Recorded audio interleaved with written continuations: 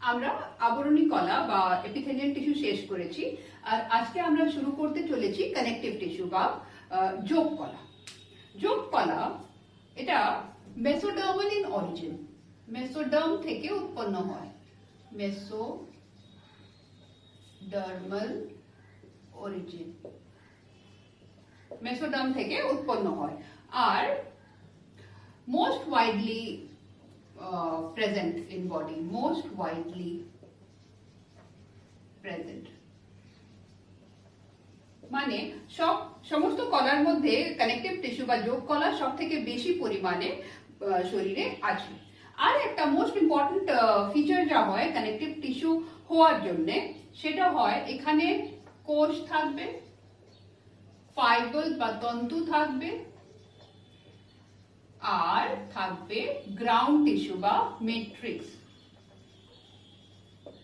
Ground tissue বা matrix connective tissue এটা খুবই ইম্পর্টেন্ট, এটা একদম মনে রাখবে। কানেকটিভ টিস্যু হওয়ার জন্য এই তিনটে জিনিস দরকার। কি কি? কোষ, তন্তু, ম্যাট্রিক্স। সেলস, ফাইবারস, ম্যাট্রিক্স, এই তিনটে হলেই কানেকটিভ টিস্যু। এবার এই যা ফাইবার আর ম্যাট্রিক্স এসেছে এটা এই কোষ দিয়েই এসেছে।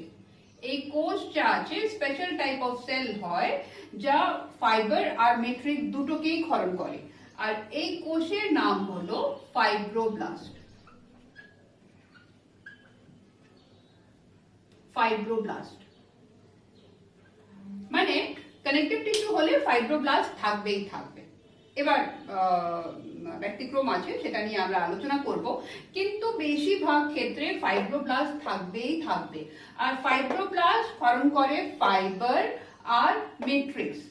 ফাইব্রোব্লাস্ট ক্ষরণ করে ফাইবার। এবার ফাইবারস বলতে দুটো রকমের হয়, প্রথম হবে কোলাজেন আর সেকেন্ড হবে ইলাস্টিন। দুটো রকম ফাইবার ক্ষরণ করে, যা একটা হয় কোলাজেন আর একটা হয় ইলাস্টিন। এই দুটোই হলো প্রোটিন, প্রোটিন মলিকিউল। কোলাজেন একটু বান্ডল মতো হবে, বান্ডল হিসাবে থাকে আর কোনো ব্রাঞ্চিং থাকে না। ইলাস্টিন সিঙ্গেল সিঙ্গেল থাকে আর ব্রাঞ্চিং থাকে। এই দুটো নিয়েই হয় যা কটা ফাইবারস আছে কানেকটিভ টিস্যুয়ে, এই দুটোই ফাইবার আর সেটা ফাইব্রোব্লাস্ট থেকে বেরোয়। আর ফাইব্রোব্লাস্ট থেকে ম্যাট্রিক্সও বেরোয়। তাহলে ম্যাট্রিক্সটা কি? ম্যাট্রিক্স হলো এটা মডিফাইড পলিস্যাকারাইড।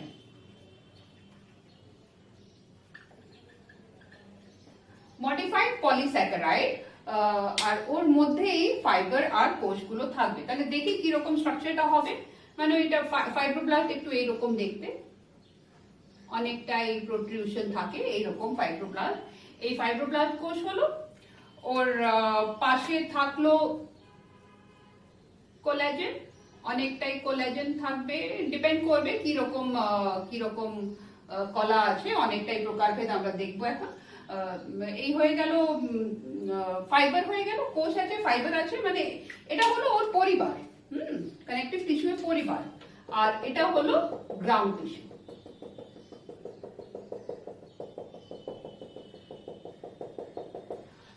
একটা বেসিক একটা মানে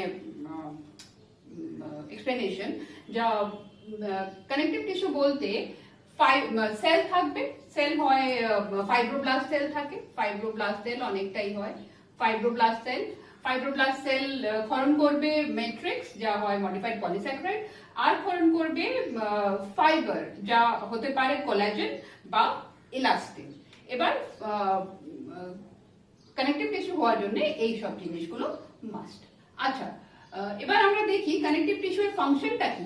চট করে আমরা ডিসকাস করি একটু ফাংশনটা কি কানেকটিভ টিস্যু। ফার্স্ট বলেই দিলাম কানেকশন করা। কানেকটিভ টিস্যু মানেই হলো কানেকশন করা, connection between different organs, connection করা। সেকেন্ড, প্রোটেকশন প্রোভাইড করে। প্রোটেকশন আমরা দেখবো আগে আগে কিরকম এদের কাজ হয়। কানেকটিভ টিস্যু স্কিনের তলায় থাকে, অর্গানের আশেপাশে থাকে, হ্যাঁ, প্রোটেকশন প্রোভাইড করে। তারপরে থার্ডলি ইনসুলেশন প্রোভাইড করে, ফ্যাট লেয়ার আছে সেটা ইনসুলেশন প্রোভাইড করে। নাম্বার 4, এদের মধ্যে অনেকটাই হোয়াইট ব্লাড সেল থাকবে, তাহলে ইমিউনিটি প্রোভাইড করে। আর লাস্ট, বডি ওয়েটটা একটু সাপোর্ট করে, বডি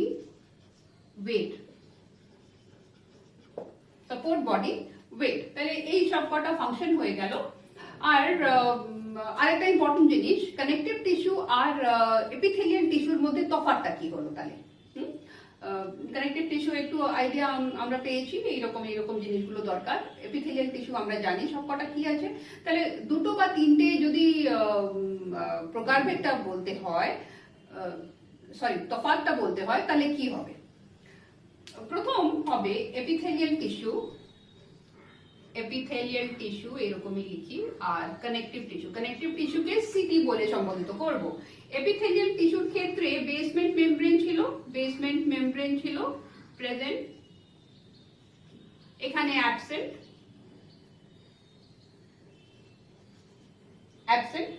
সেকেন্ডলি, এখানে ম্যাট্রিক্স ছিল না এপিথেলিয়াল কোষে, নো ম্যাট্রিক্স, নট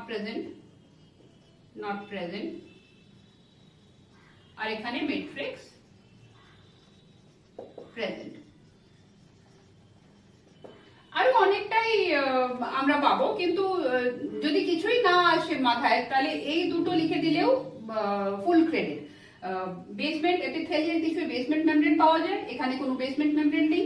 আর এখানে ম্যাট্রিক্স আছে যেখানে সমস্ত কোষগুলো থাকে, কিন্তু সেটা কানেকটিভ টিস্যুয়ে, কিন্তু এপিথেলিয়াল টিস্যুয়ে কোনো ম্যাট্রিক্সের ব্যাপার নেই, ওখানে বেসমেন্ট মেমব্রেনে সমস্ত কোষগুলো পরপর লাগানো থাকে। আর ফাংশনগুলো আলাদা আছে, অনেক কিছু, সবকিছুই আলাদাই আছে, কিন্তু মেন বলতে এই দুটো হলো। আচ্ছা, এরপরে আসবো আমরা প্রকার ভেদে যাব, কি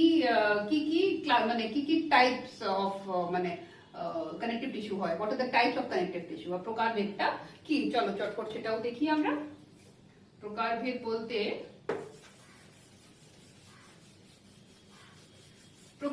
বলতে যা তিনটে জিনিস যা বললাম, সেল, ফাইবার আর ম্যাট্রিক্স, এই তিনটে জিনিস থাকবে। তো এবার কি রকম উপস্থিত আছে আর কি উপস্থিত আছে কি না, ওর উপরে বেস করে ক্লাসিফিকেশনটা করা হয়েছে। তাহলে কি আছে সেটা দেখি চটপট। টাইপস,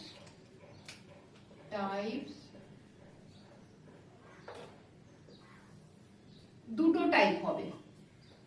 প্রথম, কানেকটিভ টিস্যু, আমি পুরোটা লিখছি না, শুধু সিটি লিখবো, কানেকটিভ টিস্যু প্রপার। আর এটা হবে স্পেশাল কানেকটিভ টিস্যু। আগে এটাই আলোচনা করি, কেন প্রপার আর কেন স্পেশাল। প্রপার মানে তোমাদেরকে বললাম, প্রপার মানে কি, মানে কানেকটিভ টিস্যুর ক্ষেত্রে কি হবে, সেল হবে, ফাইবারস হবে, আর ম্যাট্রিক্স হবে, ঠিক। আর একটা ইম্পর্টেন্ট, ফাইবার আর ম্যাট্রিক্স এর মধ্যে একটা রেশিও থাকবে, একটা প্রপার রেশিও থাকবে। মানে যদি ফাইবার খুব বেশি আছে আর ম্যাট্রিক্সটা কম আছে, বা ম্যাট্রিক্স খুব বেশি আছে ফাইবারসটা কম আছে, এইরকম যদি একটা ক্রাইটেরিয়া যদি থাকে, আর ওর উপরেই বেস করে এই ডিভিশনটা হয়েছে। এখানে আমরা দেখবো কিভাবে ম্যাট্রিক্স আর ফাইবার কত মাত্রায় উপস্থিত, ওর উপরে এটাও ডিভাইড হয়েছে। আর এখানে ওই রেশিওটা পুরোটাই আলাদা হিসাবে হয়েছে। হ্যাঁ, সেটাই দেখি আমরা কি আছে এর রেশিওর উপরে ডিপেন্ড করে। কানেকটিভ টিস্যু প্রপার মানে এই তিনটেই জিনিসটা হবে, সেল, ফাইবার আর ম্যাট্রিক্স, আর একটা পার্টিকুলার রেশিওতে থাকবে। ওই রেশিওর উপরে ডিপেন্ড করে এটা ডিভাইড হয়েছে দুটো টাইপে। ফার্স্ট হলো লুজ কানেকটিভ টিস্যু, আর হলো dense connective tissue. Loose connective tissue মানে এখানে গ্রাউন্ড সাবস্টেন্সটা বেশি আছে, গ্রাউন্ড সাবস্টেন্স বেশি, ground substance is more than fiber. এই জন্য ওরা একটু লুজ আছে, একটু জেলি মতো আছে, কিন্তু ডেন্সে ফাইবার্স আর মোর, ফাইবার্স আর মোর। গ্রাউন্ড টিস্যুর মানে তুলনায় ফাইবার্সটা বেশি আছে, এই জন্য এটা হলো ডেন্স, একটু ডেন্স হয়, একটু গভীর হয়, পাতলা হয় না। এটা কিন্তু খুবই পাতলা জেলি মতো হয়, মানে জেলি মতো তোমরা বুঝতে পারছো। এটা ডেন্স হয়, মানে সলিড হয় এটা, কিন্তু সলিড বলতে খুব বেশি সলিড না, মানে সেটা কি বলবো, একটু রাবারের মতো হয়, সেটা হলো। তারপরে স্পেশাল সিটিতে আসবে ভ্যাসকুলার আর স্কেলিটাল। ভ্যাসকুলার শুধুমাত্র একটা কানেকটিভ টিস্যু যেখানে কোনো ফাইবার্স নেই, নো ফাইবার্স, কোনো ফাইবার নেই, এই জন্য স্পেশাল। আর স্কেলিটাল যেহেতু এই রেশিওটা বোঝায় রাখেনি, এখানে ম্যাট্রিক্সটা এতই সলিড হয়ে গেছে যা ওই মানে একটু যা সফটনেস হওয়া দরকার সেটা নেই, এটা পুরো টাফ টাফ টাফ ম্যাটেরিয়াল, এই জন্য এরা স্পেশাল। এবার লুজের মধ্যে কি কি আসবে চলো দেখি। লুজের মধ্যে তিনটে রকম হবে, সেটা হবে এরিওলার কানেকটিভ টিস্যু, তারপরে অ্যাডিপোজ কানেকটিভ টিস্যু, তারপরে reticular connective tissue. Areolar connective tissue সব থেকে বেশি মাত্রায় পাওয়া যায়, কেন এটা স্কিনের মানে আমাদের ত্বকের তলায় যা ভাগ আছে পুরোপুরি ত্বকের তলায় এরা বিছিয়ে আছে, এরিওলার সব থেকে বেশি মাত্রায়। অ্যাডিপোজ হলো ফ্যাট সেল, ফ্যাট সেল মানে সেটা স্কিনের তলায় তো আছেই, তারপর অর্গানের চারদিকে ঘেরা করে থাকে, ওদেরকে একটু সাপোর্ট দেয়, যেমন কিডনিতে, লিভারে এরকম একটু আচ্ছাদন মতো থাকে, সেটা হলো অ্যাডিপোজ। রেটিকুলার সেটা থাকে ব্লাড ভেসেলের ক্ষেত্রে, লিম্ফ ভেসেলের ক্ষেত্রে রেটিকুলার থাকে, এটা ইমিউন সিস্টেমে এটা কাজে লাগে। ডেন্স হলো কি রকম তন্তু উপস্থিত, ওর উপরে ভিত্তি করে সেটা দুটো টাইপ হয়েছে, সেটা হলো হোয়াইট ফাইব্রাস আর হলো yellow fibrous. White fibrous tissue, yellow fibrous tissue. White fibrous tissue এর ক্ষেত্রে কোলাজেন আছে খুব বেশি পরিমাণে, আর ইয়েলো ফাইব্রাস টিস্যু এর ক্ষেত্রে ইলাস্টিন আছে। তোমাদেরকে বলেছিলাম কোলাজেন আর ইলাস্টিন দুটোই আসে কোথায় থেকে, ফাইব্রোব্লাস্ট থেকে। ফাইব্রোব্লাস্ট ফাইব্রোব্লাস্ট ফাইব্রোব্লাস্ট কোষ ক্ষরণ করবে কোলাজেন বা ইলাস্টিন। যদি কলাতে কোলাজেন বেশি আছে তাহলে সেটা হয়ে গেল হোয়াইট ফাইব্রাস টিস্যু, আর যদি কলাতে ইলাস্টিন বেশি আছে সেটা হয়ে গেল ইয়েলো ফাইব্রাস টিস্যু। কেন, কালার উপরে ডিপেন্ড করে, ইলাস্টিন ইয়েলোইশ ইন কালার, এই জন্য খুব বেশি ইলাস্টিন যদি আছে তাহলে কলার রংটা ইয়েলোইশ হয়ে যাবে, আর কোলাজেন হোয়াইটিশ, এই জন্য খুব বেশি কোলাজেন যদি উপস্থিত থাকবে সেই কলাটা হোয়াইট হবে। কোলাজেনের এক্সাম্পল হলো টেন্ডন, আর ইলাস্টিনের এক্সাম্পল হলো লিগামেন্ট। এটা আমরা আলোচনা করব ইন ডিটেইলস। এবার ভ্যাসকুলার ক্ষেত্রে এটা এই দুটোই একটু তফাৎ হয়ে গেল এখান থেকে, এটা পুরোই লিকুইড, ভ্যাসকুলার ইজ পুরো লিকুইড ওয়াটারি, আর কোনো ফাইবার নেই, কিন্তু যেহেতু কানেকশনটা করছে এই জন্য এরা কানেকটিভ টিস্যু হলো, কিন্তু এটা ওয়াটারি হলো, মানে এই রেশিওটা বোঝায় রাখেনি, ওয়াটারি আছে আর এখানে কোনো ফাইবার নেই। ভ্যাসকুলার আবার দুটো ভাগ, সেটা হবে ব্লাড আর লিম্ফ, ব্লাড আর লিম্ফ, এটা আমরা দেখব। স্কেলিটাল হয়ে গেল, স্কেলিটালের দুটো ভাগ, বোন আর কার্টিলেজ। বোন আর কার্টিলেজ কিরকম কোষগুলো উপস্থিত কিরকম সাজানো আছে ওই রকম বেস করে এই ক্লাসিফিকেশনটা হয়েছে। এবার বোনস আর কার্টিলেজ এটাও মানে এদেরও ভাগ আছে, সেটা আমরা যখন ধরবো বোনস আর কার্টিলেজ তখন ক্লাসিফিকেশনটা ধরবো, এখানে আমি যাচ্ছি না।